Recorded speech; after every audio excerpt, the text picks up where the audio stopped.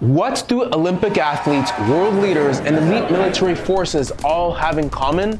And I'm not just talking about talents, intelligence, or luck, but there is one thing that gives them the edge, and it's something that keeps performance at its highest while everyone else crumbles under pressure. Most people never think about it, but there is a reason why some people stay calm and in control in high-pressure situations while others panic. It's why some people thrive under pressure while other people burn out. And that one thing is your stress tolerance. The ability to handle higher levels of stress without breaking down is what separates high performers from everybody else. But now here's the problem. Most people don't have a strategy for this.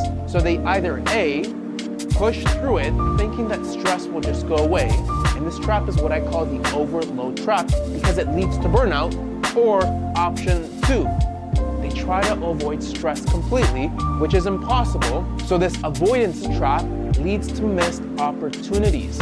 So this is what I discovered. I spent years studying elite athletes, world leaders, and historic moments of high pressure, from Michael Jordan's championship mindset to Winston Churchill's wartime leadership to the Navy SEAL's ability to stay calm in life or death situation. And what I discovered was a pattern that no matter the field, sports, politics, business, or in history, stress tolerance was the common trait that set them apart. And that's why I created the Stress Advantage, a simple, easy to follow guide that breaks down real lessons from elite performers so that you can apply to your own life for productivity or performance. So if you want a free copy, what I want you to do is to comment the word stress down below and I'll send it your way. But just keep in mind, stress, it's not the enemy, but mastering it is the key to living a better quality of life.